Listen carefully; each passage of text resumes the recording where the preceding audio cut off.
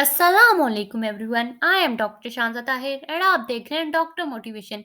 आज की वीडियो का टॉपिक है हाउ टू प्रिपेयर बायोलॉजी की कंप्लीट गाइड पर बात करेंगे। आपको वन बाय वन किस तरह से पढ़ना है, किस तरह से कॉन्सेप्ट को क्लियर करना है, कौन कौन सी बुक्स चाहिए, कितनी प्रैक्टिस चाहिए एंड आपने at the last kingdom animalia and Plantae किस तरह से प्रिपेयर करना है, क्योंकि बहुत ज़्यादा बच्चों को उसके अंदर बहुत ज़्यादा मुश्किल होती है।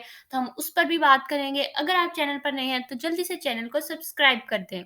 फर्स्ट ऑफ ऑल जो हमारी नंबर वन गाइड है that is read your respective book thoroughly.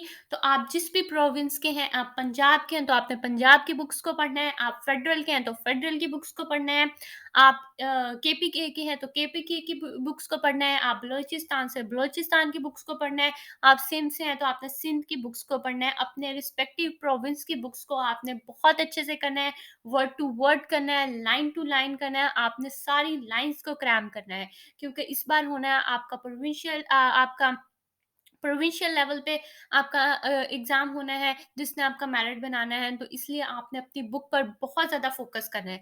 अगर आपके पास अपनी बुक पढ़ने के बाद थोड़ा-सा टाइम बचता है, जैसे कि इम्प्रूवर्स या रिपीटर्स के लिए बच सकता है, तो वो फेडरल की बुक से हेल्प ले सकते हैं। कुछ टॉपिक फेडरल की बुक में अच्छे लिखे हुए हैं, तो आप उससे हेल्प ले सकते हैं। जो हमारे पास कॉन्सेप्चुअल टाइप टॉपिक होते हैं, जैसे कि जेनेटिक्स वगैरह, इम्यूनिटी वाला टॉपिक है, देन हमारे पास बायोलॉजिकल मॉलिक्यूल्स है, इस तरह के जो इम्पोर्टेंट टॉपिक्स हैं जिनमें से हमारे पास कॉन्सेप्चुअल एमसीक्यूज बनते हैं, तो आप वो फेडरल की बुक से ज़रूर पढ़ सकते हैं। लेकिन अगर आपके पास टाइम नहीं है तो आपने बिल्कुल भी परेशान नहीं होना, आपने जस्ट अपनी बुक पर फोकस करना है, जस्ट अपनी बुक पर फोकस करना है। मैं बार बार रिपीट कर रही हूँ, सिर्फ अपनी बुक पर फोकस करना है। नंबर 2 हमारे पास जो गाइडलाइन है दैट इज़ कि आपके पास जो डायग्राम्स बनी होती हैं, उसके नीचे कुछ लाइन्स लिखी होती हैं डिस्क्रिप्शन की, जिसको हम एफएससी में कंप्लीटली नेग्लेक्ट कर देते हैं। हम उनको नहीं पढ़ते एंड वो तब इतनी इम्पोर्टेंट भी नहीं हुआ करती। लेकिन एमडी कैट में आकर वो बहुत इम्पोर्टेंट है। इवन पीएम जो पीएमडीसी एंड यूएचएस का पेपर है, उसके लिए तो वो बहुत इंपॉर्टेंट है। These are very important.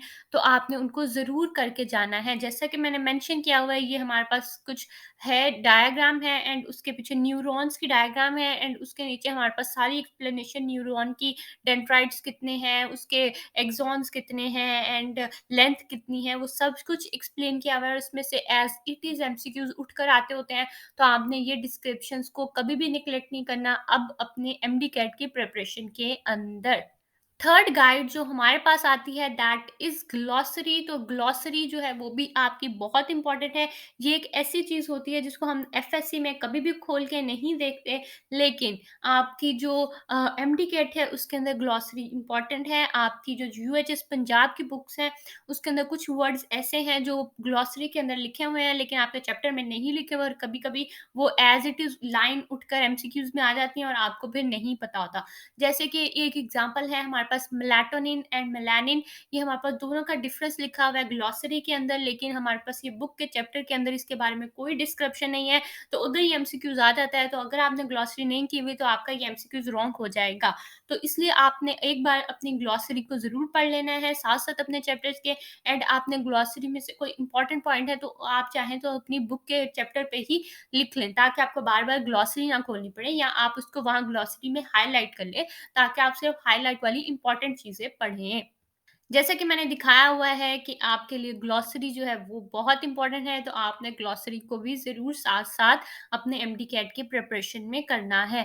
Fourth number पर जो मेरे पास गाइड आती है that is books recommended for preparation. तो बुक्स जो हमारे पास रिकमेंडेड है प्रिपरेशन के लिए, फर्स्ट ऑफ ऑल जो मोस्ट रिकमेंडेड बुक है that is your respective board की बुक। आपने उसको कभी निग्लेक्ट नहीं करना, और आपकी जो बायो की बोर्ड की बुक होती है दैट इज़ योर की टू सक्सेस।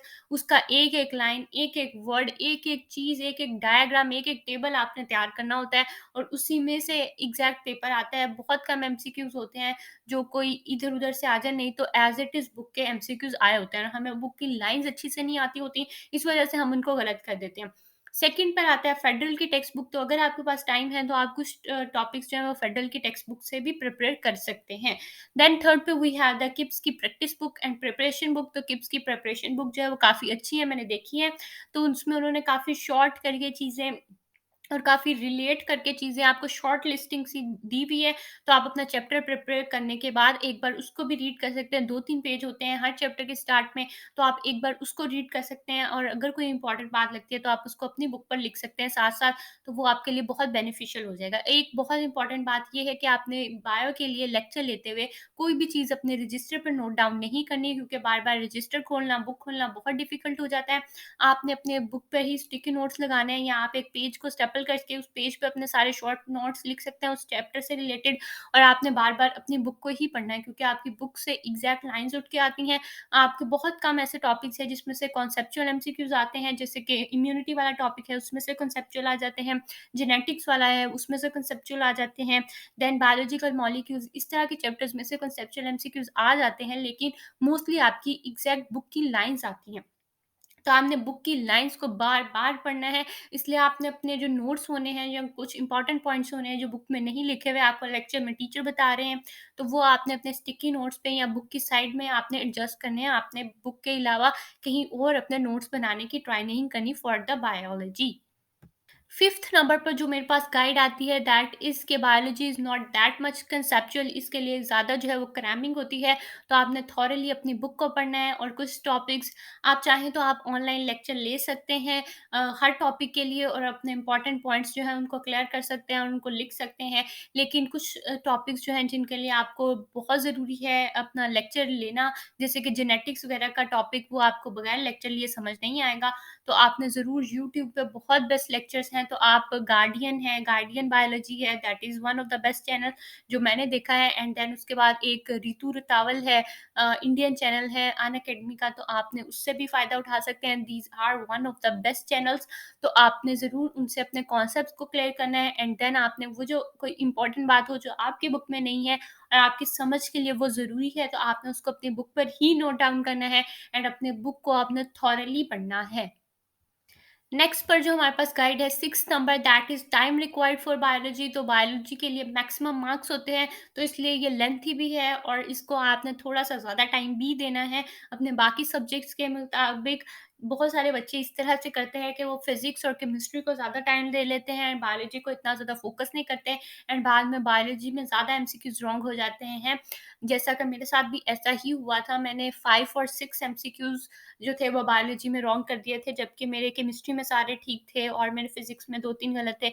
इस तरह से, लेकिन मेरे जो बायोलॉजी का पोर्शन था उसमें मेरी जो मुताबिक था उससे ज़्यादा गलत हो गए थे, और उसका मेन रीज़न मुझे यही लगता है कि मैंने बायोलॉजी को इतना फ़ोकस नहीं किया था, और बहुत ईज़ी एमसीक्यूज़ उस टाइम पर मैं गलत कर आई थी जो बाद में मुझे पढ़ने पर आ रहे थे। लेकिन 1-2 एमसीक्यूज़ इस तरह के थे जो मुझे बाद में पढ़ने पे मैं सोचती थी कि ये मैंने क्यों लगाया, ये तो मुझे आता था। तो इस तरह से आपने अपनी बायोलॉजी की प्रिपरेशन को कभी नहीं करना। आपने अपनी बायोलॉजी की प्रिपरेशन को उतना ही टाइम देना है जितनी उसको ज़रूरत है। आपने दूसरे सब्जेक्ट्स के लिए इसको नेग्लेक्ट नहीं करना। 7th नंबर पर जो मेरे पास गाइड आती है वो ये है कि आपने कौन-सा टॉपिक जो है वो फेडरल की बुक से करना है। तो फेडरल की बुक के अंदर इम्यूनिटी का टॉपिक बहुत अच्छा लिखा हुआ है, तो अगर आप सिर्फ़ अपनी बुक को फ़ॉलो कर रहे हैं, तो ये एक टॉपिक मैं आपको ज़रूर रिकमेंड करूँगी कि आप फेडरल की बुक से ज़रूर कर लें इसको, क्योंकि इसमें से कई बार जो है आपके कॉन्सेप्चुअल एमसीक्यूज़ आ जाते हैं। तो अगर आपने इसको अच्छी बुक से प्रिपेयर किया होगा, तो आप बाद में उनको टैकल करने में ईज़ी हो जाएगा। तो आप एक इम्यूनिटी का टॉपिक अपनी फेडरल की बुक से ज़रूर कर सकते हैं।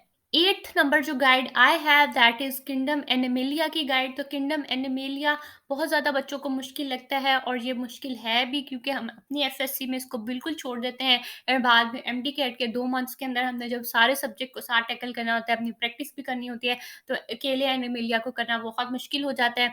तो मैं आपको रिकमेंड करूँगी कि आप अपने प्रिपरेशन के साथ-साथ रोज़ 1 घंटा एनिमेलिया को दे लें। आपने एक फाइलम को तैयार करना है पर डे, तो आपके लिए बहुत ईज़ी हो जाएगा। अगर आप सारों को एक दिन में करने बैठेंगे, तो एक तो आपको याद भी नहीं होंगे, दूसरा आपका टाइम वेस्ट हो जाएगा और आपको उसका कोई फ़ायदा नहीं होगा। तो अगर आप रोज़ का एक फाइलम करते हैं, एक तो आपके इम्पोर्टेंट पॉइंट्स जो हैं वो आप मार्क कर लेंगे, आप उसके शॉर्ट नोट्स बना लेंगे, और एक ये है कि आपको एक फाइलम की चीज़ें भी याद रह जाएँगी, और ये मैक्सिमम आपको 13 डेज़ लगेंगे, जिसके अंदर आपका चैप्टर कंप्लीट हो जाएगा और आपके शॉर्ट नोट्स भी बन जाएँगे, और अब आप अपने शॉर्ट नोट्स को बार-बार रिवाइज़ करेंगे, और इस तरह से आपका जो किंगडम एनिमेलिया तैयार हो जाएगा। तो ये one of the best method कि जिससे आप अपना किंगडम एनिमेलिया अच्छा तैयार कर सकते हैं। बट फिर भी आई हैव द वार्निंग कि आपने अपना बहुत प्रीशियस टाइम जो है वो किंगडम एनिमेलिया पे वेस्ट नहीं करना। आप एक-एक फाइलम करके तैयार करते हैं दैट इज़ गुड, लेकिन अगर आप 1 दिन में तैयार करते हैं तो आपसे कभी तैयार नहीं होगा और आप 2-3 दिन इस पर वेस्ट कर देंगे तो ये कभी भी आपने नहीं करना। आपने 2-3 दिन बहुत प्रीशियस टाइम है, आपने एनिमेलिया पर वेस्ट नहीं करना। आपने दूसरे सब्जेक्ट्स पर, दूसरे टॉपिक्स पर जो मोर इम्पोर्टेंट है, जिनमें से ज़्यादा एमसीक्यूज़ आने हैं, उन पर फोकस करना है। आप अपने 10-20 एमसीक्यूज़ को एनिमेलिया के 3-4 एमसीक्यूज़ पर ज़ाया नहीं कर सकते, तो आपने दूसरे सब्जेक्ट्स पर भी साथ-साथ फ़ोकस करना है। 9th नंबर पर which guide I have that is cramming is one of the very important thing in biology. तो आपने word to word, line to line cram करनी है बायोलॉजी के लिए, क्योंकि बायोलॉजी की एग्ज़ैक्ट लाइन्स आती हैं, तो आपने ज़रूर याद करनी है बायोलॉजी की लाइन्स। 10th नंबर पर जो मेरे पास गाइड है that is biology is one of the main subject, क्योंकि इसके सबसे ज़्यादा एमसीक्यूज़ आते हैं। तो आपने बायोलॉजी को ज़्यादा टाइम देना है, लेकिन आपने इतना ज़्यादा भी टाइम नहीं देना कि आपके बाकी सारे सब्जेक्ट निग्लेक्ट हो जाएँ। तो आपने अपने लिमिट्स में रह के, लेकिन आपने बायोलॉजी को अच्छा प्रिपेयर करना है। मैं अपनी चीज़ों को कंक्लूड करती हूँ। आपने अपने कॉन्सेप्ट लेके, अच्छा लेक्चर लेके अपनी बुक पर नोट करना है एंड आपने line to line, word to word अपनी बायोलॉजी की बुक की लाइन्स को पढ़ना है एंड साथ ही साथ आपने मैक्सिमम प्रैक्टिस करनी है। That is all from my side. अगर आप चैनल पर नए हैं तो जल्दी से चैनल को सब्सक्राइब कर दें। Thank you so much.